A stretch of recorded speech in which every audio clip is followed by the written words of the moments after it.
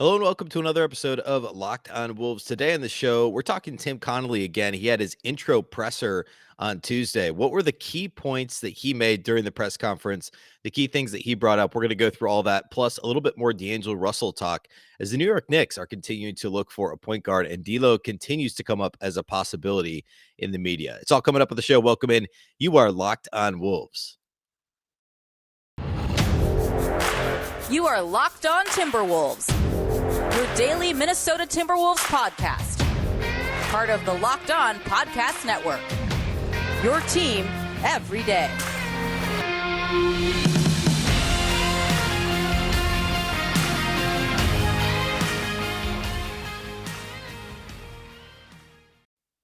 Hello and welcome to the Locked On Wolves podcast, part of the Locked On Podcast Network, your team every day. My name is Ben Beecken. I'm the host of Locked On Wolves. Today's show is brought to you by rockauto.com. Amazing selection, reliably low prices, all the parts your car will ever need. Visit rockauto.com and tell them Locked On sent you. Happy Wednesday, everybody. Happy hump day.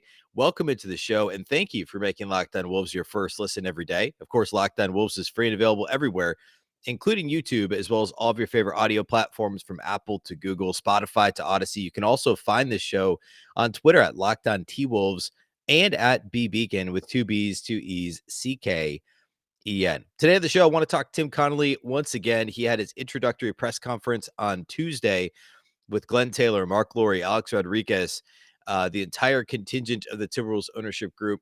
And there's a lot to unpack there. I want to do kind of a top, I guess 3 takeaways from the press conference. And then a little bit more D'Lo talk. I spent a lot of the time on Monday on the show talking about D'Lo and some D'Lo rumors and who could be a good trade partner. One of the teams I talked about on Monday was mentioned again in some rumors on Tuesday. And I want to just unpack that a bit more and kind of underscore some of my points from Monday and add some new information as well. Let's start with Tim Connelly. So obviously Tim Connelly, it's been almost 2 weeks now since he was actually, I think exactly 2 weeks since he was rumored to be a candidate for the job, about 10 days since it broke that he was going to be accepting the job, 9 or 10 days. And a week, just about a week since the Wolves officially announced him as their new president of basketball operations. The press conference was on Tuesday at Mayo Clinic Square, and Tim Connelly was impressive. Glenn Taylor, of course, the majority owner who figures to own the team in the majority for about the next 18 months or so.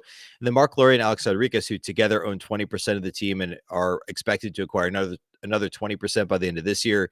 And then another 20%, putting them as majority owners by the end of 2023. They were there as well. They all gave opening statements, as did Connelly. And then after questions from the media, here's a few of what I think are the key takeaways from this. Number one, and this is something that is expected of Tim Connelly. It's what all the reporting about Tim Connelly was during this process, and what I've talked about on this podcast is just how impressive he is as a people person. And as hard as that is for that to come through in a press conference setting, and as much as you have to kind of try and filter through, frankly, BS and some of that stuff in a press conference setting, I think just the way he spoke about collaboration and working with other people, it didn't seem like it was lip service, right? I mean, a lot of times you have to kind of filter through it through the press conference speak. It didn't feel like that with Tim Connelly. It felt like he was very comfortable, very confident, I guess, talking about collaboration. It didn't feel forced. He at one point used the phrase he in terms of coming to the Wolves. I think he was asked a question about how do you balance your own perspective with those already in the room who have been working for this franchise, who are still going to remain with the team, who have been doing the draft prep, etc. And he said, look, I'm not trying to impede progress. I'm trying to promote progress, understanding that he's not going to have all the answers. He even said that he's going to, I forget the term he used, but basically said he'd sit back and observe for a lot of the draft prep, that he was looking forward to watching more film. He likes watching film, but understanding that the group in place in Minnesota, which apparently it seems like primarily is going to stay the same. We know that former assistant GM Gianluca Pascucci was let go by Sachin Gupta. His contract was not renewed. But besides that, it's going to be a similar group, adding some people in with Connelly. Connelly said he's going to sit back and let them work, and obviously be part of the decision-making process, but understand that he's late to the party when it comes to that. And the fact that he volunteered that is I think, fascinating. He talked about, again, a collaborative environment. And I think that that was really impressive to me, the way that he went about that conversation. And I guess the last thing well, actually, I think this plays into it as well, is he mentioned by name Sachin Gupta several times. Of course, Gupta has been with the team now. Gerson Rosas brought him on about 3 years ago. And Gupta has been with the team the whole time. He ran the front office as the EVP of basketball operations this past year and was the top decision maker. But he was mentioned by name both by the owners as well as Connelly as somebody. I believe Connelly was even calling him Sach and he talked about knowing a lot of the guys in the front office from his time in the league and meeting with them and talked about having drinks and dinner with them on the road. The familiarity level between Connelly and Sachin Gupta, and the discussion again that we've seen by the Timberwolves owners, they believe that Gupta and Connelly's skill sets really do match up very well. Gupta being more on the analytical side, Connelly being more on the traditional scouting side, but both having immense respect and experience, doing the other's expertise, right? Obviously, Gupta has been out scouting in person, and Connelly has a great understanding of analytics and ran a very forward-thinking, progressive front office in Denver, and was part of a front office that was getting there in New Orleans prior to that. Um, I think it's fascinating to see those two guys potentially work together. A couple more things that Connelly mentioned that I want to get to here next, and then we'll talk about D'Angelo Russell, and that'll be today's show. First, though, let's talk about our friends over at Prize Picks. All right, NBA fans, are you looking for a daily fantasy option for the NBA? Then you have to try the award-winning app Prize Picks. Prize Picks is daily fantasy made easy. I absolutely love the app, and I know you will too. It's super easy to use. You just pick 2 to 5 players and an over-under on their projections.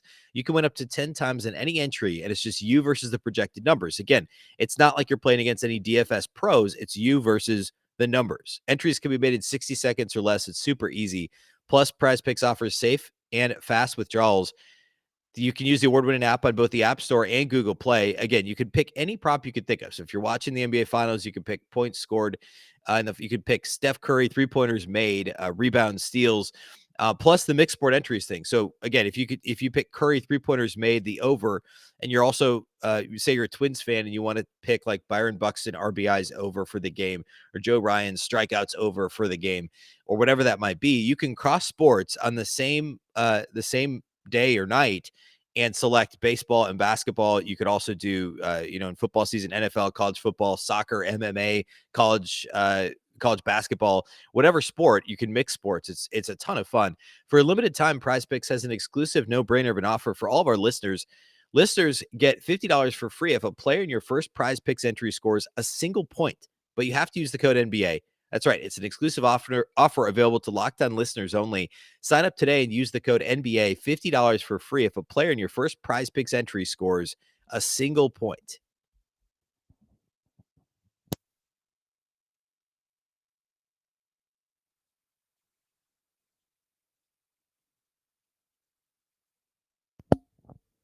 Thanks again for making Locked On Wolves your first listen each and every day. Now make sure to go check out the Locked On NBA Big Board. Host Rafael Barlow from NBA Draft Junkies and author of the NBA Big Board newsletter is joined by Richard Stayman, Sam Ferris, and Leif Thulin, giving fans an in-depth look into the NBA draft, mock drafts, player rankings, and of course, big boards. It's free and available wherever you get podcasts. The perfect time of year to get into that, as Tim Connelly talked about on Tuesday. It is draft season. Just a couple, 3 weeks or so, a little over 3 weeks to go until the draft. So now is the time to get studied up on all the prospects, and listening to the Locked On NBA Big Board is a fantastic way to go about doing that. All right. Additional Tim Connelly thoughts. So my first point is essentially his comfort level with collaboration, and again, giving more than just lip service toward the idea of collaboration. I think that was very clear in his presser. It's very obvious how important that was to him. Again, promoting progress, not impeding it. Talking about how they're going to work together as a front office. I think that's really fascinating. My second thing is his talk about existing players on the roster, and it was pretty brief. He didn't talk a lot about existing players on the roster. He mentioned positive things the front office has done recently. One of those was was extending Patrick Beverley. He mentioned that specifically. He said he thinks they've done great things, including extending Patrick Beverley and extending Chris Finch, which we'll get to. We'll get to Finch here in just a moment. He mentioned by name Jared Vanderbilt and Malik Beasley as two players he still talks to. Remember, he drafted both of them, or I guess in the case of Vanderbilt, traded for him on draft night, but acquired both of them on draft night several years ago in Denver, and then ultimately traded them to Minnesota. But he talked about knowing and talking to both of them and being excited to work with them moving forward. Of course, Beasley's just got the 1 year and then the player option. Vanderbilt has a couple more years on his new contract, but he mentioned them by name. Then he was asked a question about his impressions of Karl-Anthony Towns and the future of D'Angelo Russell. And he spoke glowingly of Cat, of course, said he's my only quibble would he said he's probably the best shooting big in the NBA. Tim, I mean, I guess nobody would argue Jokic is a better shooter than Cat, but Karl-Anthony Towns is your guy now. You can admit he's the best shooting big in the NBA. That's my only quibble here. He talks about how he talked about how he doesn't know him well, but he's getting to know him better. But that everybody talks about how well he treats people and he works hard and all that stuff, which is fantastic. And he talked about giving Cat stability, which, as Timberwolves fans know, is super important and something that Cat has not had over the 8 years of his career to this point. D'Lo, he talked about maybe a little bit less glowingly. He talked a little bit less about D'Lo, just talked about how he can streak score. And his big shot making was a big part of winning 46 games this year. But that was basically it. And then he transitioned into, this is the exact quote: "So I don't know how or what our roster is going to look like on draft night or into free agency, but certainly this team doesn't win 46 games without the contributions of them both. And it'll be fun to get to know both guys." So I'll say what I've said all along about D'Lo this offseason. I think the Wolves try and trade him. That much is clear. I would also be surprised if they're able to get something done. It depends, I guess, on how motivated they are to get back. They're just getting back essentially neutral assets to get D'Lo out. I don't know that they're to that point. I think they still believe D'Lo's got trade value and would rather go into the season with him on the roster than give up an asset with D'Lo or than to get back neutral assets. And that's a conversation that I'll continue on a future show, of course, or actually we'll talk about it a little bit last segment here today. But I thought it was fascinating that he transitioned the conversation because they're his own players, right? There's no tampering here. There's not a lockout. He could talk about those guys without throwing in that we don't know what our roster is going to look like. Obviously, they're not trading Karl-Anthony Towns. So without saying it directly, Tim Connelly was clearly very open to the idea of trading D'Angelo Russell based on those comments. I don't think that's too much to read into it at all. So we'll talk a little bit more about D'Lo specific to the New York Knicks search for a point guard here last segment today. One more point, though, in the Tim Connelly presser. Not only did he mention Sachin Gupta a number of times, and he mentioned current guys like Beverly, Vanderbilt, Beasley, Cat, D'Lo, he also spent a lot of time mentioning Chris Finch unprompted. And he called him Finchy for much of the time. Of course, Chris Finch was in attendance there, not up on the stage, the podium, but in the crowd. And he did speak. Finch spoke to some media afterwards. I thought it was fascinating that he just cruised right into calling him Finchy. I think it was kind of expected that there was a relationship there because they've both been around the league for a very long time.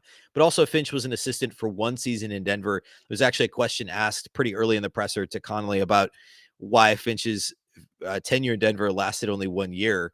And Connelly made kind of a joke and then was like, well, he was coveted. I mean, like New Orleans, he didn't say this part, but New Orleans offered him an associate head coach job.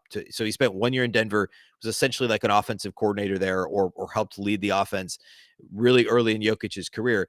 Then he went to New Orleans, Finch did, and then of course he ends up there. And interestingly, by the way, Connelly had come from New Orleans to Denver and had worked for the same front office in New Orleans. And very likely there's also rumor that I think it was Dell Demps who would potentially then come to Minnesota's front office. So clearly there was a conversation there. No doubt, whoever in New Orleans that was wanting to hire Chris Finch away from Denver as an assistant or as an associate head coach in this case, talked to Denver and talked to Tim Connelly. And there was some conversation there as well. I'm presuming that, but I think it wouldn't be surprising at all. So, he talked about Finch being coveted by New Orleans. He talked about his track record in the league. He said he's known him since he worked in, as Connelly said, some random leagues overseas. And clearly, he also mentioned the contract extension for Finch as being a really intelligent move by the existing Timberwolves front office and ownership group. So clearly Finch has job security. And we knew this, right? He had just gotten the extension. We know everybody knows it's indisputable. He's a good coach, unless you're talking to Charles Barkley. But I don't think we should be listening to his opinion on coaching. Um, Chris Finch is a fantastic coach, and Connelly.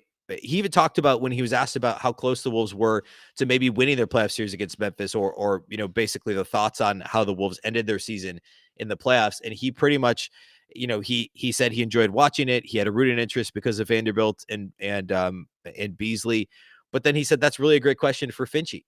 He's the one that could be answering that question because he was the one who lived it, and he was just Connelly was watching with a beer, just watching it on TV. He wasn't in the trenches with it, making decisions like Finch was. And there were several instances where he wasn't necessarily directly asked about Chris Finch, but was more than happy to bring him up. And the collaboration between this environment is going to be really impressive.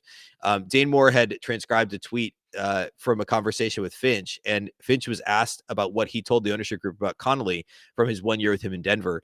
And the quote transcribed by Dane is from Finch on Connelly is, quote, "As soon as you meet him, you're going to like him and you're going to want him." So there was an endorsement either way. Remember, after the season, Finch very clearly explicitly endorsed Sachin Gupta as the guy to run the front office. So there was, a little bit of curiosity about how is he going to feel about this. Obviously, the Wolves ownership group talked to Finch before making this move. And obviously, Connelly and Finch know each other, and both have spoken glowingly of Sachin Gupta. So at this moment, it appears to be very kumbaya, like legitimately, that Finch and Gupta and Connelly and the ownership group and everybody's aligned. And of course, Connelly's going to bring in some of his own guys, and as he mentioned, guys and gals to run in the front office with him, or run the front office with him. This is going to look pretty similar to last year. And Connelly said, I believe his quote was, "I'm not joining a situation that's broken." He said, "I'm not joining a team that's broken. It's a team that's trending in the right direction, has made a ton of really smart decisions." And that's when he mentioned the Finch and Beverly contract extensions as well. So lots of positive stuff coming from Connelly's mouth about the organization, but also specifically about Chris Finch and Sachin Gupta. I think that's notable. And all things considered, it was a pretty intriguing presser. I mean, a lot of times you get a lot of press conference speak, but I think there's some credence to the level of comfort that he spoke about collaboration and promoting progress and not impeding it. It felt very legitimate, was very impressive. And if you didn't watch it, you can go find it on YouTube, and I'd imagine all the Timberwolves social media channels as well. All right, let's go ahead and talk D'Lo and the New York Knicks. We're going to do that here next. First, let's talk about our title sponsors of today's show, and that, of course, is our friends over at Rock Auto.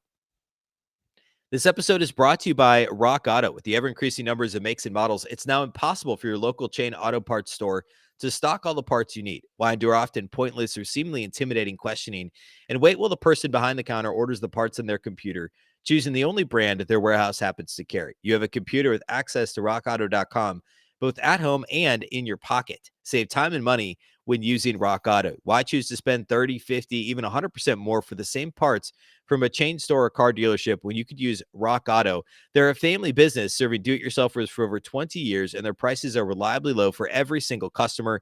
They have everything you could possibly need, from brake parts to tail lamps, motor oil to even new carpet. Go explore their easy-to-use website today to find the solution for your auto part needs. Go to rockauto.com right now. See all the parts available for your car or truck. Right, Locked On in their How Did You Hear About Us box so they know that we sent you. Amazing selection, reliably low prices, all the parts your car will ever need. rockauto.com.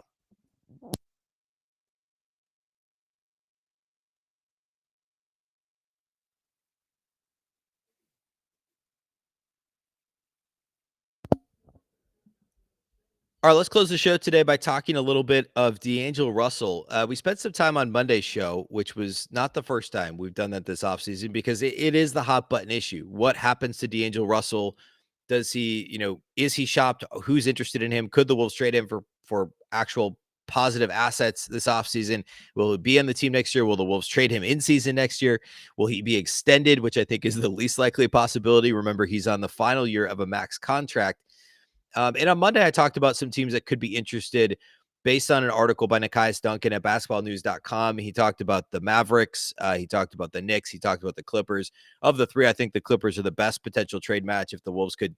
This is the Cliff Notes of Monday's show, but could you complete a trade that includes Luke Kennard and Robert Covington. The name mentioned by Duncan was Reggie Jackson. I don't like that fit in Minnesota, but I think the Clippers are an intriguing trade partner. Now trading with a Western Conference rival, likely in that same middle tier of the Western Conference in terms of ranking contenders, would be a bit dicey. And do you add another guy that is ball dominant to Paul George and Kawhi Leonard? There's some questions from the Clippers side there. But the Knicks, of course, are the team that's going to be talked about most often because, of course, it's the Knicks. And also, something I failed to mention on Monday is that Gerson Rosas now has an official position there in New York. He was a consultant this year, but he's been given the position of senior advisor now with the Knicks as of a couple of weeks ago. And we all know how much Gerson Rosas loves D'Angelo Russell. Now, it's unclear how much of bringing D'Lo to Minnesota was more directly tied to keeping Karl-Anthony Towns happy than it was to the actual basketball player of D'Angelo Russell. But clearly, there was a basketball reason why that made sense beyond the friendship, the pick and roll duo, and the whole thing. There wasn't a second star. There wasn't an Anthony Edwards. And as I talked about Monday, now that Ant is in Minnesota, D'Angelo Russell is clearly third fiddle moving forward and isn't as efficient. He's not a true 3-level scorer as both Ant and Cat are. D'Lo's the guy who's about to get the big extension. Cat's going to get the big extension here soon, the super max, and Ant's eventually going to get his max deal. So D'Lo becomes the odd man out. Acquiring him made some sense, and at the time, I didn't hate the deal. I thought the Wolves could easily have won that deal. The pick plus Andrew Wiggins for D'Angelo Russell. Obviously, now Wiggins is in the finals and playing the best season of his career by far with Golden State. There's a lot of other factors at play there as well, but all that to say, Rosas clearly really likes D'Angelo Russell, and we don't know what kind of say he's going to have in the front office. Remember, Tom Thibodeau is not in charge of the front office there with the Knicks anymore. Not anymore. He never was in charge of the front office there. But if the Knicks can't get, like Donovan Mitchell's the name that everybody's talking about going to the Knicks via trade, is that a possibility? D'Angelo Russell has to be in that conversation. And while I talked about this on Monday from a Timberwolves perspective, I am not attracted to the assets the Knicks could offer. Almost everybody's got 2 years left on their deal, which takes you through next offseason. And the 2023 free agent class is very attractive. The Wolves would have cap space if they get off of D'Angelo Russell and take back some expiring deals. Again, and as Connelly talked about in his press conference on Tuesday, not suggesting the Wolves would legitimately be in play to sign a Bradley Beal in free agency, but they could be. And do you want to eat up that cap space with Nerlens Noel and Derrick Rose? You don't.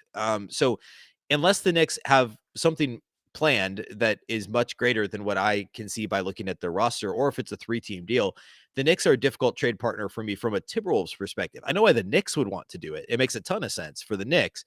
But remember, the other layer to this is whoever trades for D'Angelo Russell is either getting 1 year of D'Lo, or you're trading for the right to then extend him and give him probably max money.